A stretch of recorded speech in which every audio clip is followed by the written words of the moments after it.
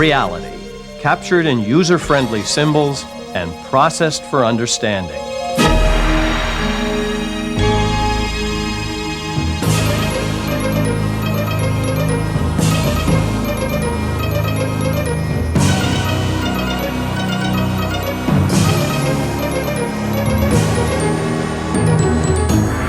The Idea Channel.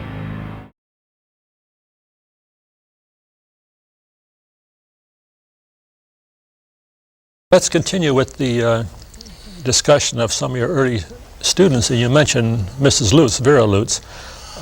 Where did you first have her as a student? Was this in Vienna? At the London School of Economics. London. Was she married then to... No, no. Did you arrange that?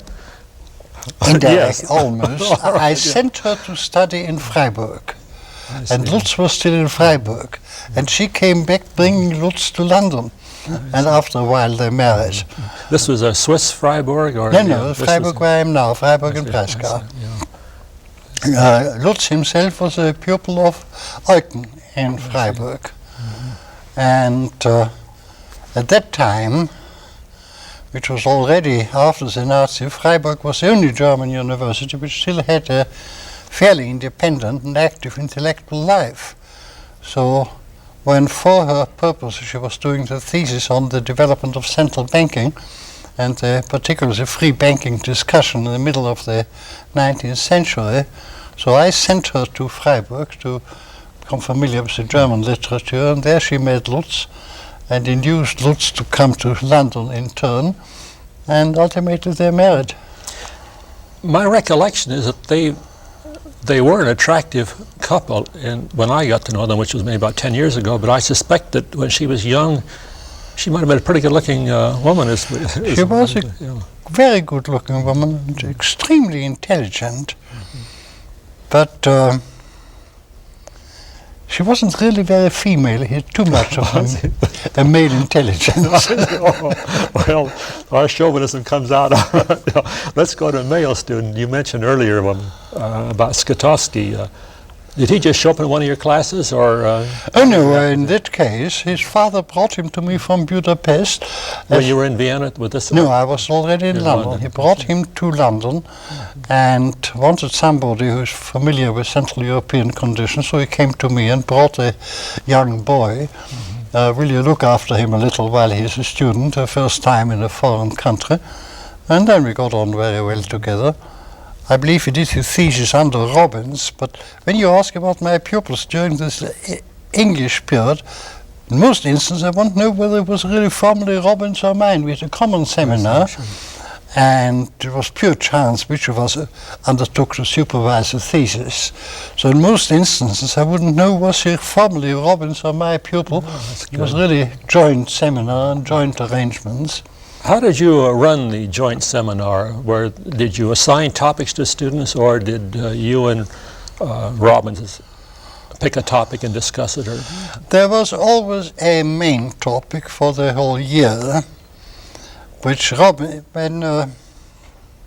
think without injustice I can say, Robbins did all the organizing work, including choosing the general topic. But once it came to discussion, I more or less dominated discussion. Well, did the two of you dominate the discussion, or were the students doing most of the discussing? Oh, very much so. See, we had gradually developed a sort of front. It was a large seminar. I suppose 30 or 40 people attended. Oh, I see. But there was always a front row of people who had been members of seminar for 2 or 3 years already, and they dominated the discussion, and included not only students, there were people like John Hicks, who was a regular member of the seminar, Freddie Benham, who was a regular member of the seminar. After a while, of course, Kaldor had emerged from the upper learner. He took over. I see. So after a while, I would say almost at front row were assistants and junior lecturers at LSE. Do you recall any of the seminars' topics or main themes? I think it began and dominated. This was 1930, 31? 31 or 32. I started teaching in London in the autumn of 31. I suppose it was in that year that we started on the theory of production. And it turned on a paper model of the production function which somebody had made, and Allen and Hicks were evolving their own theories. Both of This is the R.G.D. Allen? R.G.D. Allen and John Hicks were developing their own theories, where I don't think whether I ought to mention it, I doubt whether John Hicks remembers it, but it's almost a joke of history that I had to draw Hicks' attention, who came from Marshall, to indifference curves. Well, that was a good, well-planted seed. All right. And in that sense, Now, how did you happen to know about indifference curves? well, I had of course spent all my early years on utility analysis in all its When you had the forms. Austrian. And we had in Vienna Rosenstein-Rödern, who wrote that great article on Marshall utility, and with him we waded through the whole literature on the subject of Marshall utility, including, and I was very attracted in a way by the indifference curve analysis. I thought it was the most satisfactory form, particularly because when it became clear that it unified the theory of production, the theory of utility, with a similar apparatus. So by the time I came to London, although I've never been thinking of it in algebraic terms, the geometry of it was very familiar to me. So, well, that's an aspect, the background about Hicks that I wasn't aware of. I wondered how come he suddenly got into that. Well, I want to go back, though, to that seminar. Since I do some teaching, I'd like to know what other... International trade was 1 year, the main subject. So, and again, it was you and Robbins who... From 31 till 40, till Robbins went into government service at the beginning of the war. Every year we had this common seminar, which was the center of the graduate school in economics. And people who were sitting in were not only those young junior teachers at LSE and assistants who gradually became teachers, but people like Arnold Plant, who regularly sat in with us without taking an active part, but was extremely helpful to great practical knowledge. Occasionally, but only the first few years, T. Gregory would still come in, who was the senior of the department, but he was already somewhat remote. I think it is true to say that although formally, through the early part of the period, Robbins, I, and Gregory, the senior, were the three professors of economics, with Plant as professor of commerce joining in. Gregory was gradually getting interested outside the School of Economics, so his influence was comparatively small. I don't know, I may be forgetting. Oh, or something. Barrett Whale also occasionally. Oh, Barrett Whale, yes. I know, yes. Those are all familiar. I started my studies of economics in 1933 and 34, and those names were well known then in the standard. Where did these meetings occur? Where were these meetings? Where was the seminar? The seminar room, which was then behind the refectory of the London School of Economics, where we had a sort of small hand library on the side for things we most frequently used, and usually held in the afternoon. If I were to go there now, could you tell me how to get there? No, you wouldn't find the same room that in the course of the reconstruction has disappeared. Oh, I see. Too bad. That's what I was going to ask you. No, that room no longer exists. Now, were the topics for each week assigned, or did somebody have a paper? There were or papers, but the discussion of any paper might go on for several weeks. Independently of the paper itself sometimes. Who were the people, although you said that you maybe dominated the discussion after Robbins started, were there some of the people there who were very forceful personalities who... Aber Lerner, I see. very important. By virtue of intellectual power rather than by... Aber, among those people who started as students and continued as assistants and senior lecturers, Kaldor, Aber Lerner,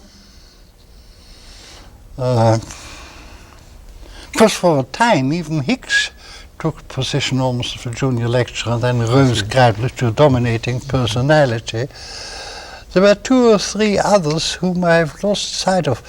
Well, there was the unfortunate Victor Edelberg, with the name. I know of him. I don't know why it's unfortunate that he died early. Well, I think he is finally in a lunatic institution. Right? He completely went to pieces.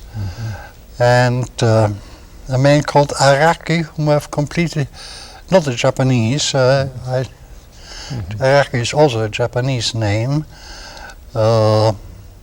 Adler, who I believe is now with the International Bank or somewhere. Well, as I say, there were a group of 6 or 8 very senior students, or ultimately graduate assistants, who throughout the years, and of course there was a constant flow of American visitors. I think every year we had 1 or 2 junior American lecturers or even junior professors who were passing through and spending a year with us, including who was the former president of Berkeley, who has recently... Clark Kerr? Not Kirk, no. Hitch? Huh? Hitch? Yes. Charlie Hitch? Hitch. Yeah, he was an Oxford scholar, I guess. He was one of them. In the end, but that's all a post-war thing, Arthur Lewis, who played a similar role in the seminar later. Did Abba Lerner still wear, or not still, was he then not wearing neckties and open-toed shoe and wearing open sandals? Yes. Well, he was a very recent convert to civilization. He told me that when he was a very young child, they were so poor his mother used to put water in the milk. And he always thereafter liked skim milk. Yes. He was then a Trotskyist who had, before he came to the university, I believe failed in business, become interested in economics because he had failed in business, was from the beginning extremely good. So you said he failed in what? In business. He had been a practical businessman of I some kind, didn't know that. some sort of small shop or something. I never found out quite what it was. Smuggling books, maybe. And, you know, in the end, well, that I think ought to be under lock and key for the next 25 years. Well, you can remember to put it on the audio tape if you wish, or else tell us. Although he would probably tell it himself if he were here. I don't want to press on a matter which should be under lock and key, but I hope you'll remember to put it under lock and key. No, I don't think, if you don't exactly make it public now, I was going to say simply this, that in the end we had the problem, both Calder and Lerner were clearly such exotic figures that we couldn't keep them both in the department. And one of the very few points on which Robinson and I ever disagreed was which of the 2 to retain. I'd heard that there was a dispute, and my impression or recollection, you needn't correct it or say it was right or wrong, was that you favored Lerner and he favored Calder. Perfect, correct. They all make mistakes. I don't think it was a mistake. I think you were right. Yeah. It would have been done a great deal of good to England if Lerner had stayed and Calder had gone to America. Oh, I don't wish that on his life.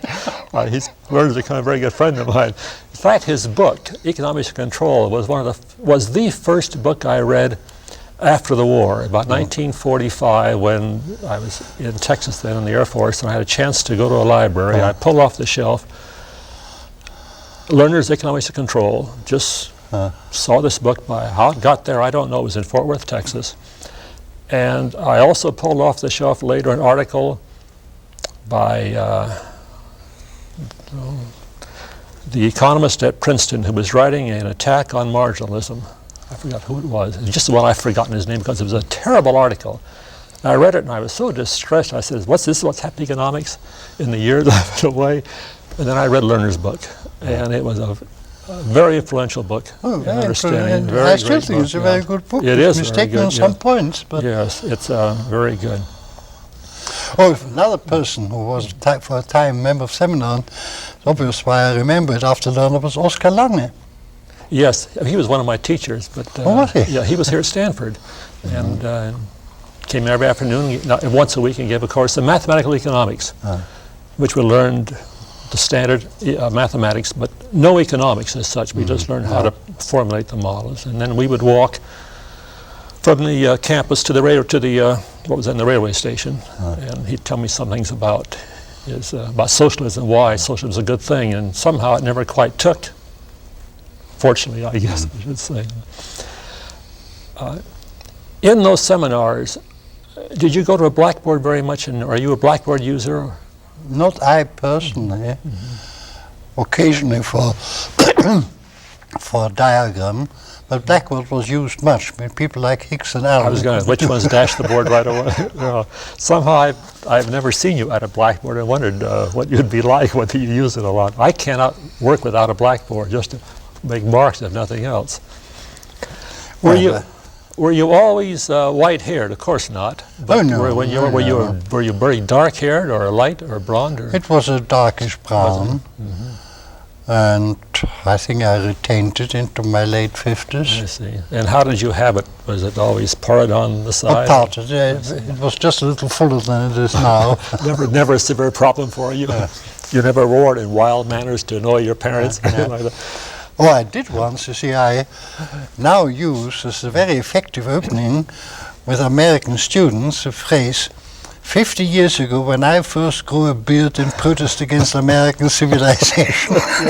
Well, there's still some left, I see, a little bit left, so there's a mild protest. But when did you first on grow my a beard? visit here in 23 and 24. Oh, you came in 23, 24 then. Let's see, you were then I was the first Central 20 European student who came over on his own without a Rockefeller on the basis of a quasi-invitation from Jeremiah W. Jenks, if that name still means anything. J.J. He was the author of the standard book on trusts.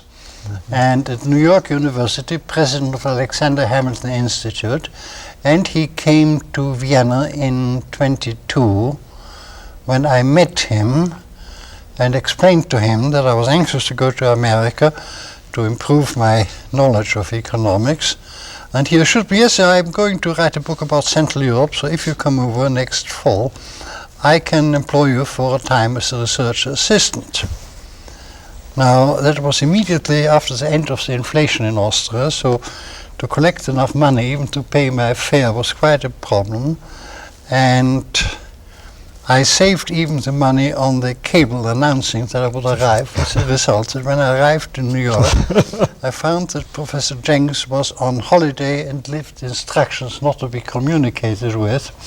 So I had arrived in New York in March 23 with exactly $25 in my pocket. Now $25 was a lot of money at that time. And I started first presenting all my letters of introduction, which Schumpeter had written for me, each one of which earned me a lunch and nothing else. Well, that's more than most letters today will earn you. This was in New York, or was this in Boston? In New York. New York. And so finally, with the help of another $5, which somebody had slipped in the box of cigarettes he gave me after the luncheon, I lasted for over 2 weeks on that money, and finally was down to, after having reduced my ambitions more and more, to accepting a post as a dishwasher in a 6th Avenue restaurant. And I was to start next morning at 11 o'clock. It was then a great relief to me, and this sort of everlasting regret now that I never started washing dishes. But on that morning, a telephone call came. Professor Jenks had a return that was willing to employ me. Well, I was just about to say we have one thing in common. I also worked as a dishwasher when I first came to Stanford, but you do not have that honor on your record anymore. Well, partly that episode is one that Axel may want to explore more, because I'm beginning to get into some of your earlier life, and I can see him sitting there saying, let me get at that part of his life. Well, there's one episode in connection with this. I was then working for Jenks for 6 months in the New York Public Library on the same desk with Macaulay of the bondman yes, at the Bureau? Harold Beckhart and Willard Thorpe Oh, I know And the latter, Thorpe but not got me to do the parts on Germany and Austria in his business annals. You will find in the see, preface that, in fact, almost my first publication is a contribution to the business annals. So was Jenks at NYU at that time, or what? Or Jenks was at NYU, and that's, yes. I see. And that's, well, But I spent much of my time in New York gate crashing at Columbia without having any formal contact with Columbia. My first year I did was the a same member. thing, yeah. I read the last paper in the last seminar of John Bates Clark. Oh, you had the honor or the privilege of going to one of his seminars. He invited me personally, and that was one effect of the Schumpeter letters of introduction. This reminds me that when I was at New York in 1939, I gate crashed again on the lectures of Hotelling and Abraham Wald, to which I've been very, very pleased to think back and having seen them. Let me switch a little bit to some of your works. You, in 3031, you gave the lectures which became Prices in Production. In January 31, yes. Why was that the topic you talked about? Oh, I was extremely lucky. In fact, I owe my career very largely to a fortunate accident. I had a year or two, no. Oh yes, of course, by that time I was invited to speak on the subject. I had more or less already published that book on monetary theory, the trade cycle. And Robbins, who did not know me personally, made this the occasion of asking me to give the lectures. But the form which the lectures took was due to a fortunate accident. I had accepted writing the volume on money for the great German Grundrisse Sozialökonomik, which still hasn't got that volume, because one or two of the people died and I went off to England before completing it. But what I had already done for what was meant to be a great textbook on money was a part of the history of money and monetary theory. So I arrived in London to lecture on monetary theory, better informed about the English monetary discussions of the 19th century than anyone in my audience. And the great impression I made was really knowing all about the discussion at the beginning of the 19th century, which even Gregory didn't know as intimately as I did at the time, because nobody knew why I had this special knowledge, but it came extremely useful. And the first lecture of Prices in Production really gives a sketch of the development of these ideas. The ideas itself were also due almost to an accident. When I came back from the United States in '24, I wrote an article on American monetary policy since the Federal Reserve Act, and had a passage suggesting that an expansionist credit policy leads to an overdevelopment of capital good industries and ultimately to a crisis. And Haber said, I assumed that I was just restating what Mises was teaching. But Haber, who was as much a pupil as Mises, said, well, that needs explanation, that is not sufficient. So first put in that article a very long footnote, about 25, sketching an outline of what ultimately became my explanation of industrial fluctuations. And then I started writing this out, first in the monetary theory and the trade cycle, and then at this moment, when I was in my ideas, in my mind, a clear conception of the theory, but hadn't worked it out in detail, I was uniquely, as a phase in my able to give a simple explanation without being aware of all the difficulties of the problem. And this fortunate position, I was asked to give these lectures. And so I gave what I still admit is a particularly impressive exposition of an idea which, if I had become aware of all the complications, I couldn't have given. A year later I probably would have been a highly abstruse argument which nobody in the audience understood. But this particular fortunate juncture of my development, I was able to explain it in a way which impressed people, in spite of the fact that I still had considerable difficulties with English. I mean, I had this year in the United States before, but I never lectured in English. And in fact, I am told, or have been told since, that so long as I stuck to my manuscript, it was partly unintelligible. But the moment I found I could explain freely without following a manuscript, I became intelligible. I was wanting to ask one line of question, but I'm going to divert for a moment to another line and then come back to this if I don't forget. One of the questions was going to be, do you write your manuscripts, or do you, by longhand, or do you talk them out and have somebody... I write on the right, and I begin with cards, with notes.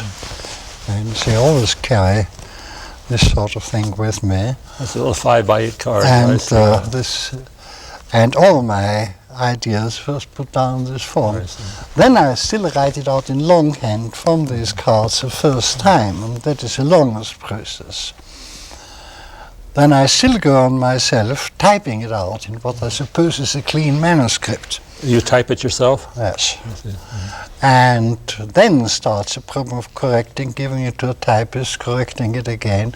So I suppose everything of substance which I've written has been in written out form 3 or 4 times before I send it to the... I want every graduate student to hear that, because you got to write, rewrite, and rewrite. And I just refuse. They resist strongly the idea that they should rewrite. If they can just get it down in black and white, they think that's it. They just See, don't at realize present moment I'm very unhappy because this epilogue to the Hope House lecture I have only finished in May and it's going finally into print now, with the result that, as I was correcting the page proofs, I finally had to insert at the end of the book additions to the text. That's unfortunate. Because I always get the best formulations of my ideas after they have already been on paper. Yes. Usually well, for some people, Machlup for one, when I read his work, I can see the man talking, I can hear him, just by the words that come out. And somewhat similarly with you, when I read your work, I can see you standing there talking, because the sentences of the written material are very much like your oral sentences. They're well phrased, well put together, and first time I ever heard you, I remember, I think it was at Princeton in maybe 57, I'm not sure where. You got up and gave a spontaneous lecture, and all I could say was, I don't know what you were saying, and I said, how can he phrase that so beautifully, so elegantly? And you've always done that. That's a remarkable talent that some have. And how did you develop it, or was it just natural? Whatever natural may mean. It's comparatively late, and I learned it, I think, in the process of acquiring English as a lecturing language. I don't think I could have done it in German before. I certainly learned a great deal in acquiring a new language of writing, although I have retained one effect of my German background. My sentences are still much too long. Yes, I know they are long, but they put together well. Karl Brunner, who's a very good friend of mine, has said the same thing. He said, if you can say it long, you can say it longer in German. All right, but it's well done. Let me go back to the Prices of Production, because it has a particularly warm place in my heart. The first book, I'll put this way, my first year in upper division work economics, where we took a technical book that was not a textbook. There were 2 books. One was Adolf Berle's The Modern Corporation and Private Property in 1934. Here when I came to Stanford, and your book, Prices in Production. And I tried to go to the library and get that book that I'd used, but I couldn't find it. Those 2 books I've read, and I've reread them. And one, well, they've both been influential. One I think is grossly full of error, The Modern Corporation Private Property. Yours may be grossly full of error. I haven't yet caught them all, but nevertheless, it was a book that set a tone of thinking for me. In the first, and I reread it again, knowing I was going to get a chance to talk to you, and I'm not going to ask about the ideas and stuff. There was one point in there I wanted to make to you. In the first lecture, you quote Ricardo, I believe, on Malthus's force saving doctrine. And I don't recall having read that early the first time I read it, but 15, 20 years ago I did some work on inflation and the force saving doctrine.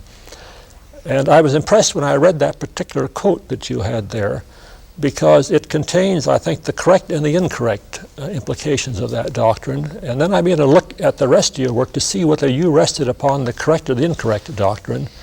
And fortunately, you rested on the correct doctrine, I think. But I want to explore it again. I won't press you on it, but let me just say that there are two doctrines in there. One is that when you increase the stock of money, as so elegantly said by Ricardo, that the larger stock of money chases the same amount of goods, and someone has to go with less. And the quote does correctly say, those who have money lose value of their money. Then it goes on to make the next statement, which turns out, I will assert here, is incorrect, and that is that business firms make large unusual profits because of this. And there is the seed of the, instead of simply saying that the wealth transfer from money holders to those who first got the money to spend, it goes on to say there's a transfer of wealth from wage earners to, well, it doesn't say wage earners, but he says there is a gain to the businessman. That is, those who are selling with a price lag. And that's an error. It's just the first thing that counts. So in reading your first chapter through, I was paying particular attention to see which of these two you rested your argument on. And fortunately, whether you know it or not, it was not on the second one. It was on the first one. I don't suppose I saw it as clearly as I see the thing now. But I think it began all with my becoming aware that all assumption that prices are determined by what happened before are wrong. That prices, the function of prices, to tell people what they ought to do in future. Yes, that's the modern rational expectations. It's, you can see it in there. As I read it through last week. Forgive me, interrupt. No, it's of course the other way around. It's by discovering the function of prices as guiding what people ought to do that I finally began to put it in this form. Yes. But so many things, I mean, the whole trade cycle theory rested on the idea that prices determine the direction of production. You had at the same time the whole discussion of anticipations. I found out that the whole Mises argument about calculation ultimately rested on the same idea. And that drove me to the 37 article, which then became the systematic basis of my further development. No, I was struck by it, and it would be that first essay would be an interesting essay to look at on the history and development of ideas, how the error, the erroneous part of it, was picked up by Keynes when he talked about excess profits taxes and the lag of wages behind prices, and then picked up by E.J. Hamilton, who had this big explanation of the development of society as a result of the inflation, which hurt the wage earners and transferred wealth to the merchants. That's all fallacious, and the evidence disproves it as well. But in your part there, not in yours, but in the Ricardo statement, they're both there, and I'd like to see, as I say, repeat myself, you stuck with the right part. Cautiously or cautiously, I don't care, it doesn't make any difference. What's also interesting is that I just read a paper, some thoughts by Axel Leijonhufvud, who's going to be talking to you, and on the Wicksellian tradition. And I read it, I was going to say, the last couple of days at the same time. And the similarity between that chapter, your first chapter, and his exposition of Wicksell is quite strong and clear. And again, in reading that paper of Axel's, I could again see how the error that, I call it error, that came in Keynes's work in the treatise and more the general theory explicitly, where he again, I should say again, where he also abandoned the so-called rational expectations idea of prices depending upon foresight. He slipped into making the error that somehow we expect prices to go down some more tomorrow, so we wait for them until they do go down.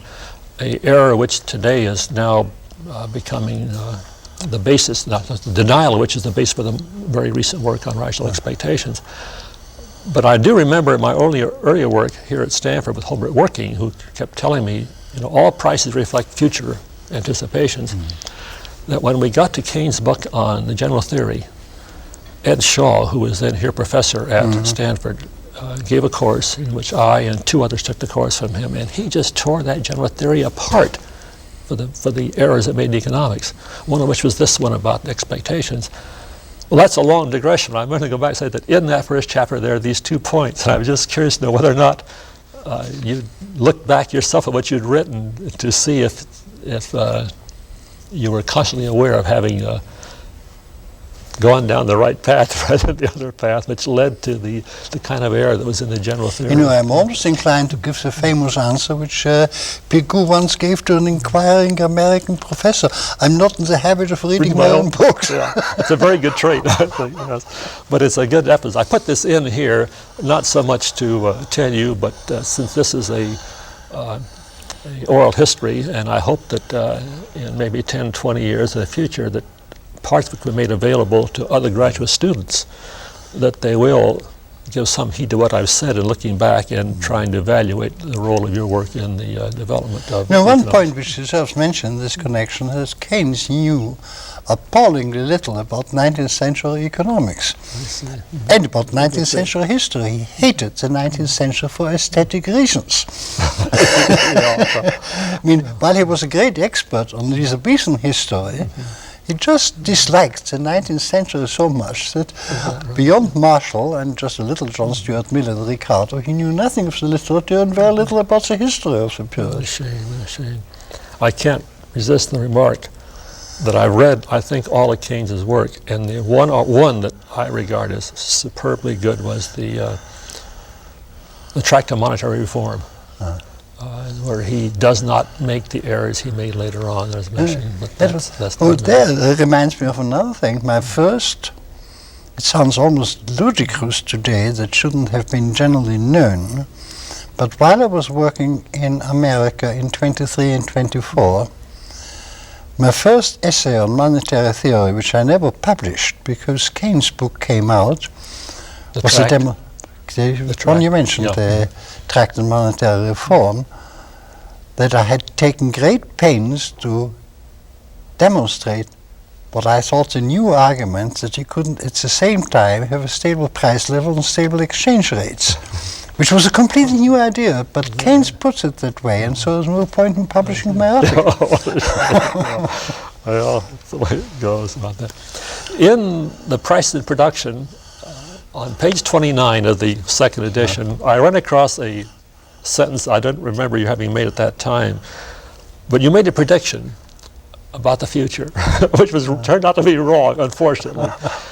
You said something to the effect, I don't have the exact quotation, that in the future the theorists will abandon the concept of a general price level and concentrate on relative price effects of a change in the quantity of money.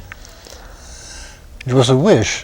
It was a wish, and I think it's beginning to now come about. The recent work on monetary economics is emphasizing now more the relative price effect, but up to the very recent time it's all been on the relative price effect. So the future was just a little more distant. That may be correct. Which leads me to a question I wanted to ask you, which is again a side issue. And well, something I'd like to contemplate, but I'm unable to get any place, is predicting what's going to be like 100 years from now. Have you ever tried that, and are you totally frustrated by it? No, I'm much encouraged by the development of amongst the younger economists now. By frustration, I meant not by dislike, but just inability to I feel helpless in trying to predict. Well, after all, I now see that these things are having effects 40 years later than I hoped they would. I mean, the general phrase, which I'm using so often that you probably have heard it, is that I'm pessimistic in the short run, optimistic in the long run. If the politicians don't destroy the world in the next 20 years, I think there's good hope for it. But the chances are not very great. Yes. It is a shame. Well, but do you have any predictions, any beliefs about not about economic theory, but about the state of the world, about the state of society, it's very. I think the great danger is that the so-called fight against inflation will lead to more and more controls and ultimate complete destruction of the market. I'm convinced of that, rightly or wrongly, hopefully or unhopefully. Well, see, I hope that on Monday there will be a letter from me in the Wall Street Journal, which just suggests that they hope they would put in every issue, in headline letters, the simple truth: inflation is made by government and its agents. Nobody else can do anything about it. For the benefit of government agents. But I shouldn't put this in the record, I just gave a talk at the Southern Economic Association meetings in Washington Thursday, and I stated that I criticized, I want to make a self-serving remark, I criticized Carter, not in name, but for complaining about human rights abroad while destroying them at home by denying us property rights here, and said the way to do it is to have inflation, put on controls, and as the politician's best friend.